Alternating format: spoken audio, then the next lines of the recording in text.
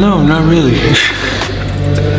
Oh my God, these 12 rounds, they are killing. But we'll get it. We'll get there. We'll get there. Keep putting in the work. Keep putting in the work. Keep putting in the work. Oh, that's a wrap for week 1 of the biggest training camp of my life, for my biggest fight ever. I think that you have to be a little bit deluded if you think you can walk into another discipline like this and beat the pound for pound number 1. But the only way you're going to beat the pound for pound number 1 in this situation is by being deluded, right? Like, so Rico 100% believes he can go in there and beat Usyk up and knock him out, right? And he can punch, and he's a big, strong guy, and he has good fundamentals. But, you know, given what happened in Francis Ngannou against Tyson Fury, I will never not think that someone can come in from a fighting discipline and compete, because I thought Ngannou had no chance at all. Yeah. And I thought he won the fight. I mean, he dropped Fury, and these kind of styles, they're just different. And if Rico can apply himself unconventionally, I think he might have a little bit of success. I don't think he can win. So I didn't sort of see these guys went back and forth. I'm guessing they didn't. But yeah, I'm intrigued to see how Rico looks for a couple of rounds. Let's not forget what we said when, and it's slightly different, but let's not forget what we said when Fury versus Ngannou was made. Remember what we said about that? Rico is a better striker, boxer, I believe, having seen some tape on him, than Ngannou. That being said, this is not Tyson Fury, who didn't take it serious. This is Oleksandr Usyk. So it's slightly different. What do you make of that? What do you make of that matchup? He says he's all for it and he'll knock Usyk's block off. Whether that happens remains to be seen. What do you think of it? Well, listen, I think he's going to get absolutely ironed out. That's the truth, but I don't want to be disrespectful. I don't mean to be disrespectful, but you're fighting Oleksandr Usyk, you know what I mean? Someone who's beat Joshua, beat Fury, not only once, but twice. And it's too much of an ask, you know what I mean?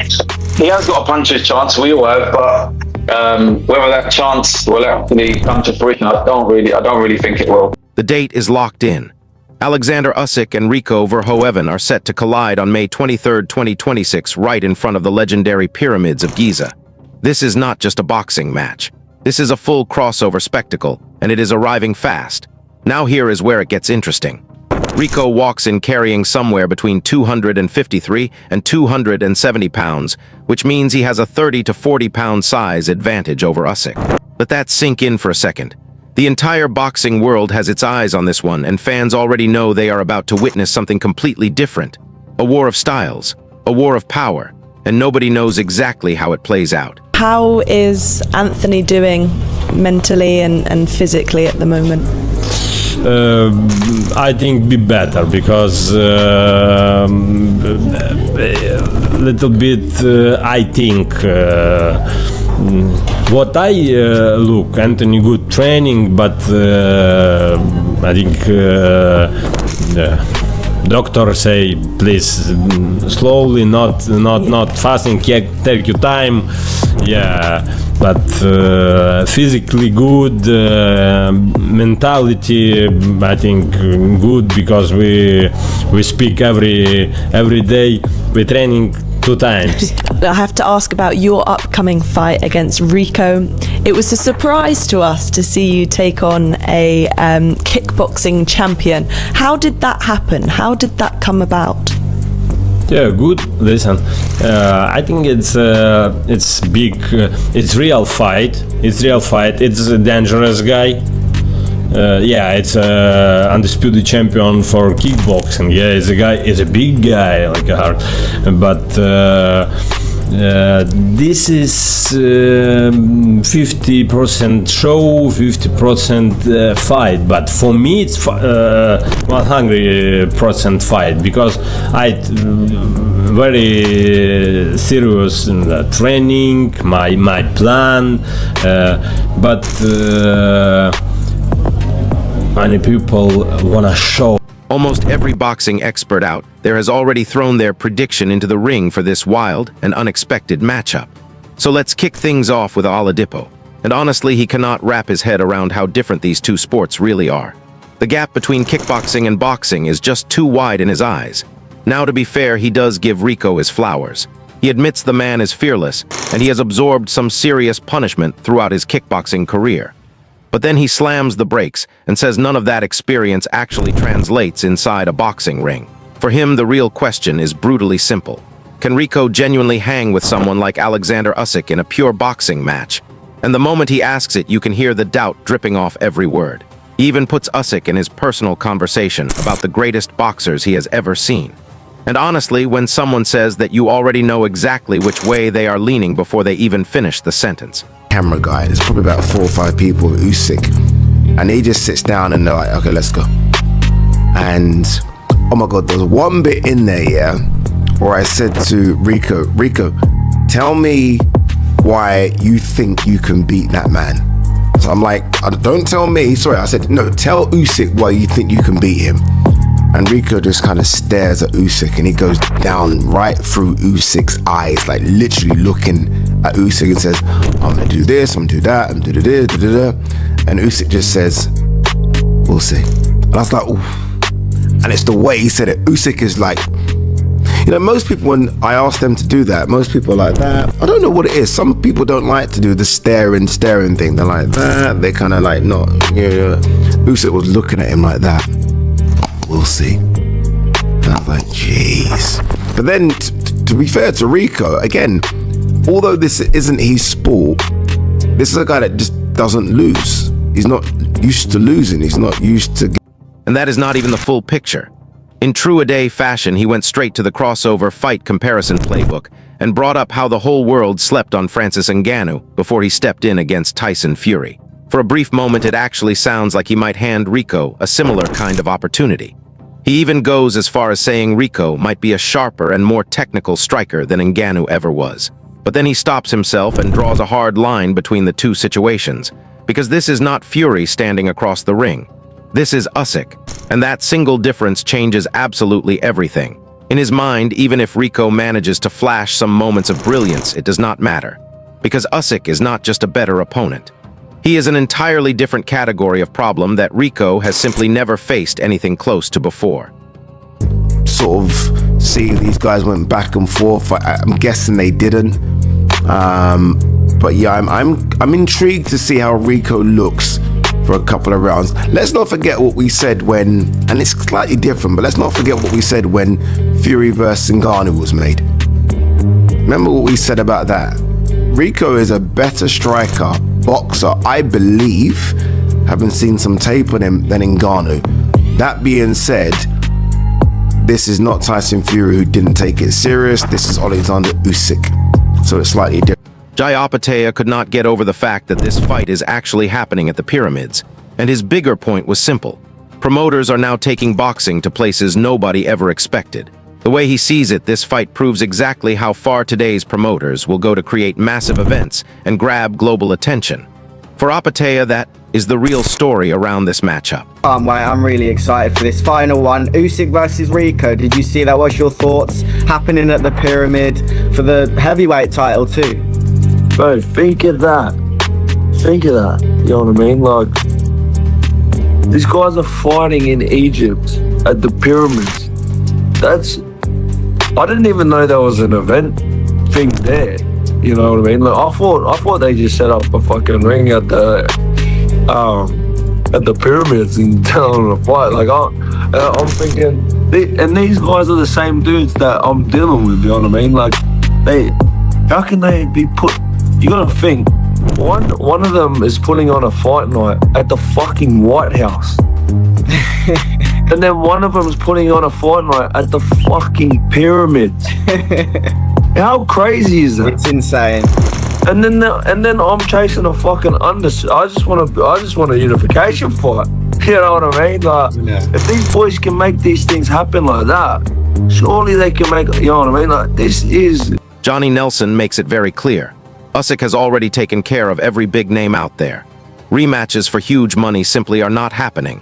He does not see Fury or Joshua as realistic big payday options anymore. In his eyes, this fight is purely about the money and protecting Usyk's position at the top. Usyk has already proved everything he needed to prove.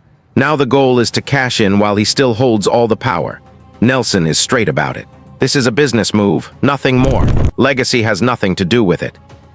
Have a look at Alexander, what he's done. He's wiped the floor with everybody. He's established himself at the top there. So now you look at him and you'll think financially, will he be in a better position than Tyson Fury? No, not in my opinion. Anthony Joshua? No, not in my opinion. The big money fights aren't out there for him, so he's got to do something. He's got to put himself in a position where he's got to win, because he's proved he's top draw. So in this fight here, I think it creates interest, intrigue. I'm quite sure there's a healthy pay packet at the end of it. This is now business for him. This is now because he's thinking, I've proved it all to you, so I've got to make as much as I can. Because remember, the talk was Deontay Wilder for a short while, because he wants to get all the scalps. He wants to look at the biggest names out there with the least amount of risk. Next we have Eddie Hearn, and his take is fascinating. He says you have to be slightly out of your mind to genuinely believe you can walk into that ring and beat someone like Oleksandr Usyk. But then Hearn flips it completely. He argues that this exact mindset is precisely what gives Rico a real fighting chance. Rico 100% believes he is leaving with the win, and Hearn says you absolutely need that belief to even survive a fight like this. He does acknowledge that Rico is a massive guy who carries serious power. But he is not going to stand here and pretend that Usyk is not operating on a completely different level altogether. Seeing him in person now, he's a massive fella. Yeah, does it make for an interesting... Look, we were going to fight him, you know. Yeah. It's no secret that Turkey Sheikh asked Anthony Joshua to fight him.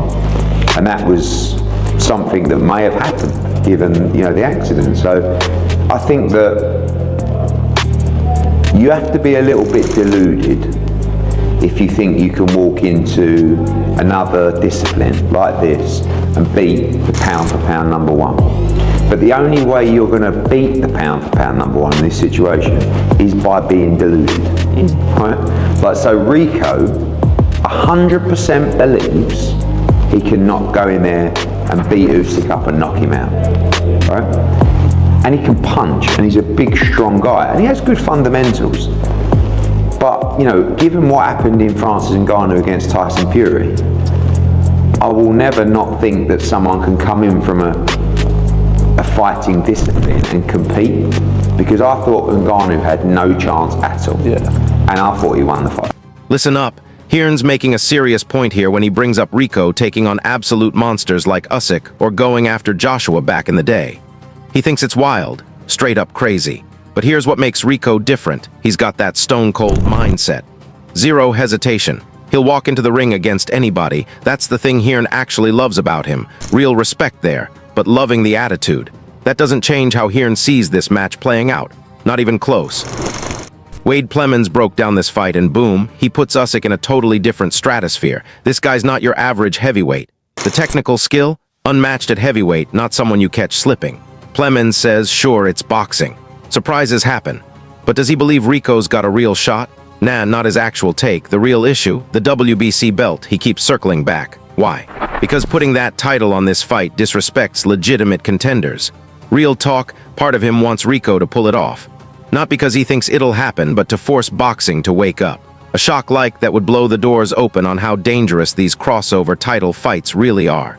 It's frustration mixed with prediction, but he admits the entertainment value's there. Like eating junk food. You know it's not quality, but you do it anyway. Dave Allen took a hard look at Usyk versus Rico, and his answer was straightforward. This matchup stinks from a traditional boxing lens. He respects Rico, knows him personally, even sparred with him. The man's an incredible kickboxer, no question. But that's not the problem, it's the sport itself. That's the real clash. Tony Bellow stripped it down further. Pure boxing mechanics? Rico's got a mountain to climb. Why? Kickboxers stand wrong for boxing. Their whole posture breaks against someone like Usyk, especially a slick southpaw constantly thinking 3 moves ahead. Rico's got size, experience, he's fought the Furies, but none of that fixes the style problem inside the ropes against Usyk's class. The physical advantages, real, the experience, real, the style gap, still too wide to ignore. So why Rico at all? Nobody saw this coming, that's the key. Rico's a monster name, just not in boxing, in European kickboxing. Legend status. Known everywhere, this fight merges two audiences. Same playbook as those crossover matches, but bigger picture. The difference is Rico's not a household name globally. Casual fans won't recognize him like they would others, but business-wise, genius. Two fan bases colliding. Showbiz Adult broke it down differently. The real contenders aren't available. The mandatory's sitting idle. So what do? You slot in someone like Rico. Brings size, brings power, doesn't bring that boxing resume. Usyk should control it because Rico's stepping into completely new territory. Outside the ropes, it's smart too. Massive event. Global platform. Crossover dollars. Usyk stays sharp, earns serious money, stays ready for what's actually coming next. Simple prediction. Usyk runs the show, gets his rounds in, avoids damage before that real war starts. Here's the truth though, this isn't a normal fight, styles matter here. Usyk brings that endless movement and ring control everyone keeps hammering on. Rico, brand new battlefield, forget skills for a second. Can he adapt? That's everything. If Usyk keeps the tempo high and keeps Rico guessing, the rhythm wins. But, and this is huge, the second Rico breaks that rhythm even once, everything flips. Game changes instantly. So tell me, who do you got stepping out with that belt? Drop it in the comments. Let's go. This video is created for educational and informational purposes to update boxing audiences on professional boxing analysis and expert commentary. We provide original expert opinions, strategic breakdowns, and boxing insights, not official fight footage. We used AI assistants to create more unique and informative content for better quality delivery. This is independent analysis compliant with YouTube community guidelines and fair use principles. We do not own rights to fighter names or promotional content.